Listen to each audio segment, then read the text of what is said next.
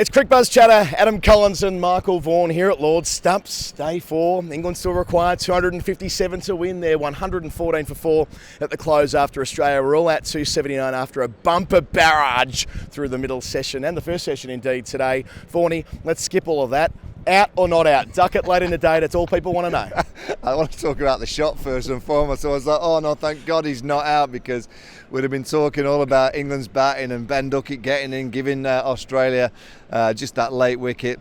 Straight away I thought out. I thought he had control of the ball, and then obviously you see him scrape the ball along the deck. He's not got control of his body. The rules are the rules. I think every Australian that I've walked past in the corridor said out. Every ex-England player that's walked past me in the corridor said not out. It's better for the game. It's better for the game that Duckett's still out there, and we're talking about potentially a victory for both sides on day 5. But I think if Mitchell Starc had his time again, you said, there you go, take it once again, I think he'd have just turned the ball around and scraped the bottom of his hand onto the deck. I think he could have done that, and that would have been out. Vaughanie, let's go back to earlier in the day, and indeed how England approached earlier in the day. They went straight away to bounces at both ends. And broadly it worked. I mean, Khawaja and Smith were kept quiet. They batted conservatively but sensibly, and they both fell in the leg side trap, which gave England a bit of a sniff going into the second session. Yeah, I mean, it was good tactics. I don't think the Australians played it well at all. I think some of them jumping in front of the face. I think the pitch is a little bit too paced, so the odd ball sliding through and the odd ball sticking in the surface. So when you're looking to play, you're not kind of sure what's going to be coming at you, so you've got to give all the batters a little bit of leeway, but I have to say some of them were playing them like, I know Joel Garner was bowling at them. It was 79 miles an hour bounces. It's a tactic that England will carry on using. They'll use it throughout the rest of the series. I think at times it's going to be tedious. You kind of just sit there on commentary and another one goes over the batter's head and nothing's happened. But that's what England will do. I mean, there's two things. It worked, but also I think there's an indication that if England had taken the second new ball, it would have probably been a chance for Australia to score quicker. So if you look at the new ball attacks, I think in Cummins and Starc you've got two incredible bowlers bowling quicker that make the ball just talk that little bit quicker, and we saw that late in the day today. And England throughout the whole series with the new ball, it hasn't really had that zip, that kind of oomph that we've seen from England of the past. So I think unfortunately we're going to be seeing plenty more of the short stuff, and in Australia they'll just hope that they come up with better answers, because it's certainly what England will be throwing at them going forward. Yeah, because it's worked for both bowling groups, hasn't it? Even someone as patient as Khawaja falls to it. Then after lunch, 5 for 55 in that middle session. It was turgid cricket for the most part. The way in which they were able to bowl long spells with it was effective at the time, and it did bring wickets. And on that basis, I think we are going to see it throughout the course of the series. And it won't be popular. It'll make for some pretty ugly sessions of cricket. But I'm not sure there's an awful lot either side can do about it, because Leeds at the moment isn't quick. This has been slow. Last week was really slow, and it sounds like they've commissioned flatties, the England side. So, I mean, I think this is just going to be something we need to condition ourselves to. Yeah, I think so. I think Old Trafford will be a bit quicker, so I don't think you'll get away with it as much there, and the Oval will be also a little bit quicker. So I think the last two games, you might not get away with the short three, but Headingley is flat. Yeah. Headingley will be. They need 5 days of cricket. They need a bit of cash. They need to get some money in the coffers. So that'll be 5 days, I'm pretty sure. I just think the batters have got to work away. I mean, you've got to have a clear definition of what you're trying to achieve. Are you ducking or are you swaying? Are you getting over the top and riding it, trying to get the ones or twos? Or are you going to gamble every now and again to try and hit the boundary? It's just that fine balance of when you attack, when you defend, when you kind of sit in. I think it's just reading the situation. Maybe Australia just lapsed just slightly because they were so far ahead of the game, and then all of a sudden they lost a couple of quick ones, and then pressure builds. Carey and Green put in a nice partnership, and then I thought Cameron Green played really well. Ducked and weaved. Then all of a sudden he gets one about chest high, and he smacks it straight down Ben Duckett's throat. But the game, I would say, is very clearly in the hands of Australia. It could quite easily be over in the first half. They go bang bang straight away, but there's something about Ben Stokes. Ben Stokes, Australia in the chase. He's out there. It looks like his body's absolutely knackered. Yeah. He looks. I mean, how he's bowled that spell, I'll never know. And then looked like he had a problem with his right hamstring.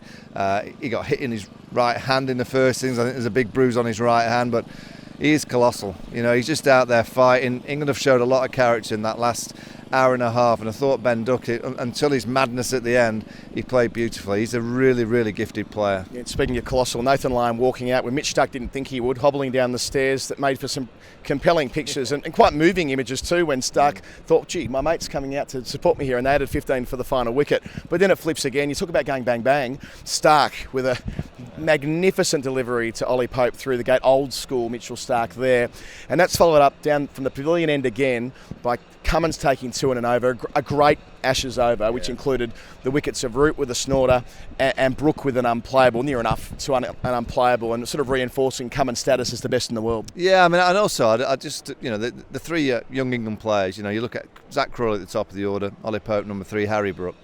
If you actually go back to the first, and I think in Test match cricket, you know, particularly when you're playing against quality, you have to maximise when it's in your favour. And in the first innings, all 3 of those players got in.